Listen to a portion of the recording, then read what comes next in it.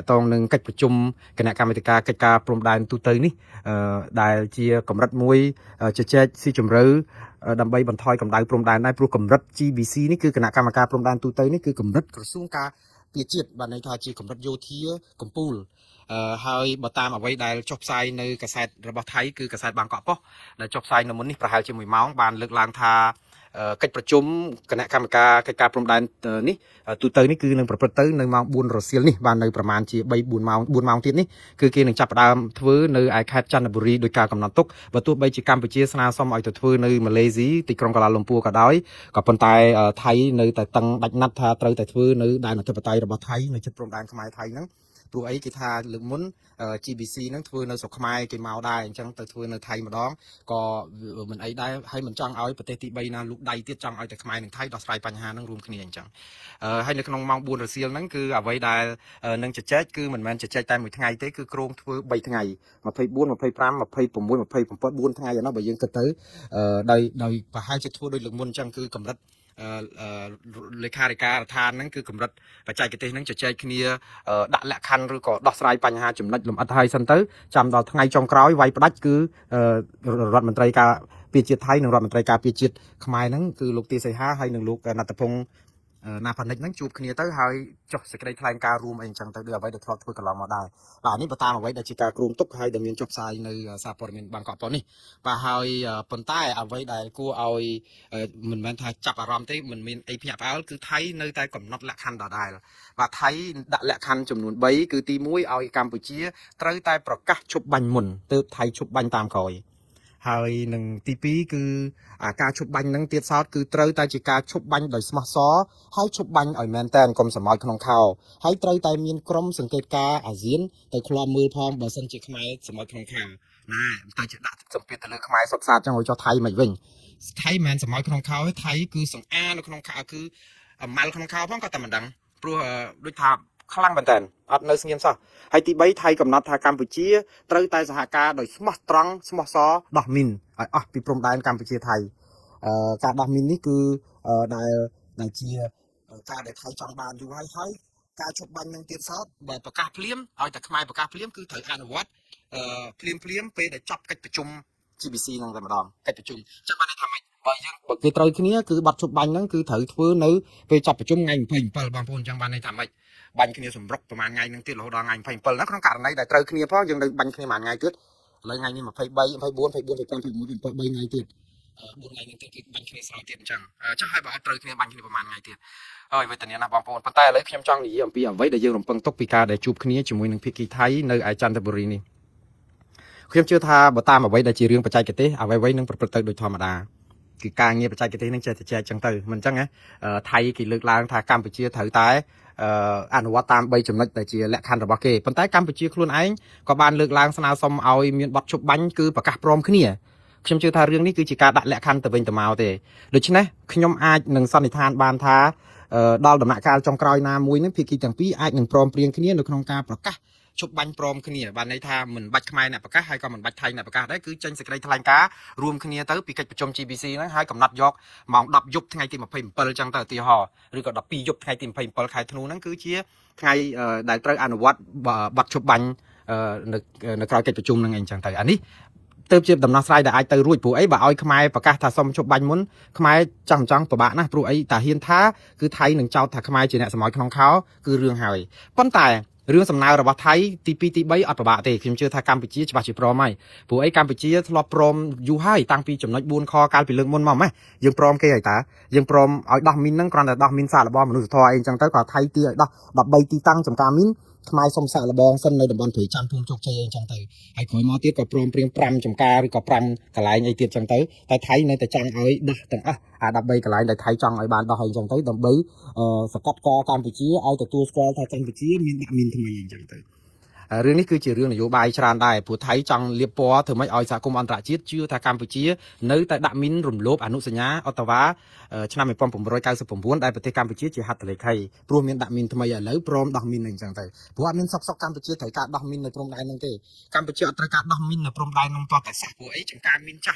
ในสมัยสงครามตั้งปีซอลปีนาในมังตั้งพัดคือเชื่อระบองเดือดงอมสมัยตุกไทยกับเอาโจเชลียนเปลี่ยนกัมพูชีตาบาสันจะไทยโดยสมัยขนมข้าวรีรางไงนี้บัดดักมินอ๋อคือกัมพูชีโดยบางระบองกาหรือใส่ปรีหรือใส่เอาไทยใบประดวงจังอันนั้นวีอัดเป็นไอคอให้โดยฉะนั้นแต่อะไรบาสันจะกัมพูชีประกายเรื่องนั้นคือไทยกิจบัตรจอดกัมพูชีอันปีเพียบมันสมอตรังหาเพียบมันสมอตรังมันสหการไอ้นั้นคือไทยโยนและบัญเตียดอัดมีบัตรฉบับบัญอย่างจังโดยฉะนั้นខ្ញុំជឿថារឿងនេះអាចកម្ពុជាយល់ព្រមនឹងជប់បាញ់ដកកភ្លើងដកអាវុធដកអីហ្នឹងថៃខ្មែរយើងដកតែមុនតែចឹងតែរហូតទេឲ្យតែអត់ឲ្យតែមានបាត់ជប់បាញ់ខ្មែរធ្វើតាមហ្នឹងហើយចាំមើលនៅពេលដែលថៃកំណត់លក្ខខណ្ឌទាំង3នេះកម្ពុជាអាចនឹងពិបាកមែនតើនៅក្នុងការដាក់លក្ខខណ្ឌទៅថៃវិញណាលក្ខខណ្ឌកម្ពុជាអត់មានលក្ខខណ្ឌអីទេគឺសុំឲ្យថៃប្រកាសបាត់ជប់បាញ់ព្រមគ្នាជាមួយកម្ពុជាកុំឲ្យកម្ពុជាប្រកាសមុនអាចតែប៉ុណ្្នឹងឯងព្រោះថៃគឺកំពុងតែកំណត់លក្ខខណ្ឌគឺឲ្យខ្ពស់ដើម្បីឲ្យខ្មែរឡៃតែវល់ដើម្បីចរចាជាមួយលក្ខខណ្ឌដែលកុំឲ្យខ្មែរប្រកាសមុនសុខចិត្តប្រកាសព្រមគ្នាហ្នឹងហើយព្រមតាមលក្ខខណ្ឌដទៃទៀតរបស់ថៃដូចជារឿងដកកភ្លើងឬក៏អនុវត្តបាត់ជប់បាញ់ឲ្យមានប្រសិទ្ធភាពហើយមានចែកជាលេខអក្សរថាព្រមធ្វើតាមឲ្យខាងតែបានមិនសម័យក្នុងខោលក្ខនឹងលក្ខហើយឲ្យមានអ្នកសង្កេតការណ៍នេះអីគឺវាទៅជាយើងហ្នឹងគេដាក់ឲ្យថិតក្រោមការត្រួតពិនិត្យតាមផ្លូវតុលាការដូចយើងមានទោសទៅវិញណាបងប្អូនតែយើងច្បាស់ជាអាចទទួលក្នុងករណីហ្នឹងពួកអីអត់មានជំរ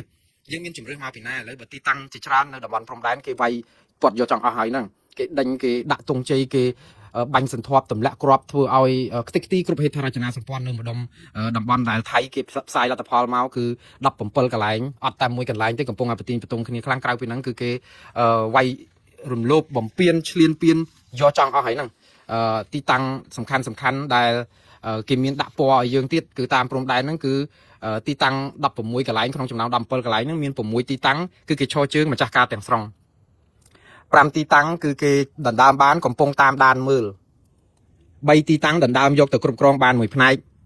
និងមួយទីតាំងគឺជាទីតាំងដែលប្រទីងបន្ទងគ្នាមានតែមួយទេក្រៅពីហ្នឹងគឺគេគ្រប់គ្រងបានច្រើនប៉ុន្តែព័ត៌មាននេះគឺមានតែខាងភាគីថៃទេភាគីកម្ពុជាក្រសួងការពារជាតិអត់ទាន់និយាយអីទាំងអស់មិនទាត់ចោលថាមិនពិតហើយក៏មិនទទួលស្គាល់ព័ត៌មានហ្នឹងឬក៏យ៉ាងម៉េចដែរថាคล้ายអត់ទេគឺសុខចិត្តនៅស្ងៀមជាងស្រដីតាពីជ័យខ្ចីជាងតនេមាត់បាទឥឡូវនេះយើងចាំមើលសេចក្តីថ្លែងការណ៍របស់ក្រសួងការពារជាតិក៏ប៉ុន្តែមិនមានទេឃើញតែទាហានថៃចូលរលគ្រប់តែកន្លែងអញ្ចឹងឬមួយក៏យើងអាចគិតថាវាមិនទាន់តែចប់ការបាញ់គ្នាមានបាត់ជប់បាញ់ផងកុំប្រកាសថានៅកន្លែងណាកន្លែងហ្នឹងបងប្អូនដោយសារតែអត់ទាន់មានបាត់ជប់បាញ់ហ្នឹងហើយបានថៃបាញ់ថែមរហូតដោយសារតែឈរជើងបានតំបន់ទាំងអស់នេះកម្ពុជាចង់ត្រូវបាញ់ស្រោចកជ្រួចវង21 BM21ដើម្បីទៅកំតិចកន្លែងដែលថៃចូលមកហ្នឹងយ៉ាងហោចណាស់ក៏ដើម្បីឲ្យថៃទ្រាំមិនបានដកចេញទៅវិញអញ្ចឹងទៅហើយនៅពេលដែលយើងបាញ់កជ្រួចវងកាន់តែខ្លាំងថៃក៏កាន់តែយក AF16 មកទម្លាក់រកមើលទីតាំងកជ្រួចវងរបស់យើងហ្នឹងដើម្បីទម្លាក់កំតិចទីតាំងហ្នឹងទៀតដូច្នេះរឿងហ្នឹងវាអត់ចប់កន្លែងហ្នឹងកម្ពុជាវាយដើម្បីបណ្ដេញថៃទៅវិញថៃគេវាយដើម្បីដាច់ជីពចររបស់យើងកុំឲ្យតដៃពួកគេចាប់ផ្ដើមយកដែនទាំងអស់នោះបានហើយក្នុងរយៈពេល 3-4 ថ្ងៃនេះបើសិនជាយើងមិនអាចវាយបណ្ដេញទាហានថៃចេញទៅដែនថៃវិញទេគឺថៃនឹងគ្រប់គ្រងយកតំបន់ទាំងអស់នេះហើយនៅពេលដែលមានបាត់ព្រមព្រៀងជប់បាញ់មួយទៀតឬក៏ព្រមទៅអនុវត្តបាត់ជប់បាញ់ប្រកាសថាឥឡូវចាប់ផ្ដើមជប់បាញ់នៅកន្លែងណានៅកន្លែងហ្នឹងតែម្ដងតែនៅកន្លែងណានៅកន្លែងហ្នឹងថៃវាយបលាលួសពាត់យកនៅកន្លែងហ្នឹងគឺយើងចប់ហើយយើងចាំជជែកថាអូនៅពេលហ្នឹងយើងចាំទាថៃមកវិញលើកឡើងតែកម្ពុជាដាក់សំណើនៅក្នុងកិច្ចព្រមព្រៀងនៃការឈប់បាញ់នៅក្នុងគណៈកម្មការកិច្ចការព្រំដែនរួមនេះទូទៅនេះប្រាប់ថ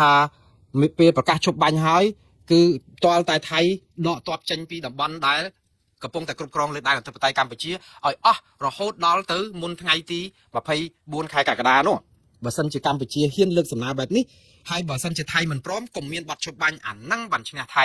បើយើងព្រមថាឥឡូវប្រកាសតែព្រមគ្នាហើយព្រមព្រៀងគ្នាហើយណានៅហ្នឹងគឺថៃគ្រប់គ្រងតំបន់ទាំងអស់ហ្នឹងគឺនៅហ្នឹងលើកឡើងតែរយៈពេល2ថ្ងៃហ្នឹងរហូតដល់ថ្ងៃទី27ទ័ពកម្ពុជាយើងបានស្រោចទៅលើទីតាំងរបស់ថៃហ្នឹងកំទេចទាហានថៃឲ្យស្លាប់ទាំងអស់ហើយយើងអាចទៅឈរជើងនៅទីនោះបានទេទើបតែពេលដែលគេកំណត់ថានៅកន្លែងណាកន្លែងហ្នឹងបានយើងឈ្នះតើយើងមានរំពឹងអីដែលថាទាហានខ្មែរយើងពិតជាអាចនឹងទៅវាយយកទីទឹកដីឬក៏ដីកន្លែងថៃកំពុងតែឈូសឆាយរំលាយខ្ទេចខ្ទីហើយយករថក្រោះពេញទឹកពេញដីហ្នឹងព្រោះអីតែយើងចូលទៅថៃគេយកលេសម្ដងទៀតបងប្អូនតែយើងចូលទៅថៃយកលេសមាន drone អត្តឃាត drone ទម្លាក់គ្រាប់ផងមានយន្តហោះប្រដេញតាមពិតខ្មែរយើងមែនតើទប់ជាមួយថៃប្របាក់តែមួយយ៉ាងគឺយន្តហោះប្រដេញ F16 និង Gripen Fighter Jet ហ្នឹងបើអត់អាហ្នឹងថ្មើរជើងដូចជាប្របាក់ស៊ីគ្នាបន្តិចបាទប៉ុន្តែយើងមិនអាច មិនអាចទប់ថៃបានជាមួយនឹងអាយន្តហោះនឹងតែម្ដងហើយយើងនេះគឺជារឿងមួយដែលអកុសលមែនតើដែលខ្ញុំអសូរបងប្អូនទីហ៊ានយើងនៅជួបមុខណាស់ដែលទឹកចិត្តមោះមុតក្លាហានអស្ចារ្យក៏ប៉ុន្តែជួបជាមួយនឹងបាក់សាដែកនេះគឺ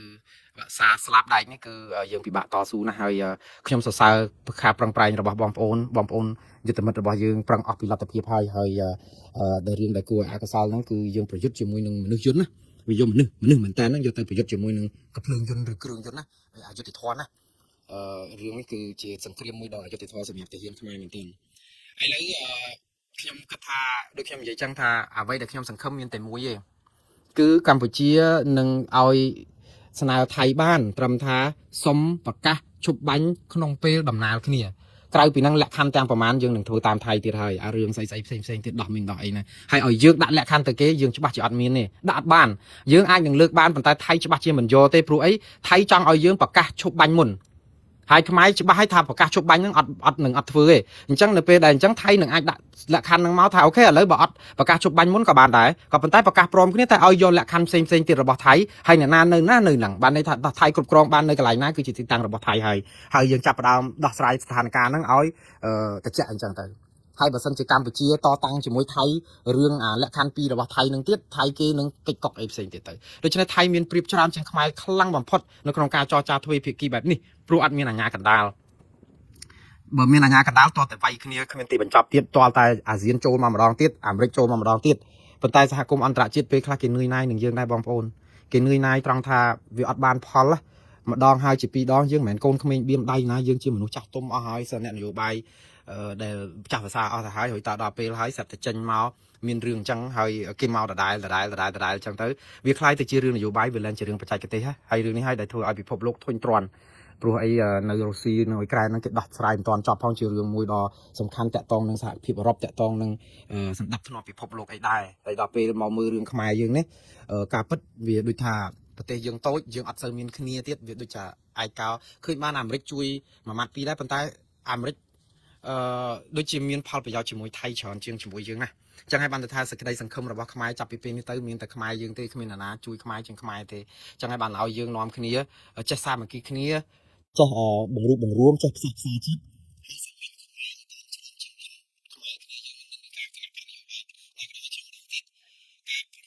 ផ្សះផ្សាជាតិខ្មែរនេះផ្ដើមចាញ់ពីគណៈបកប្រជាជនកម្ពុជា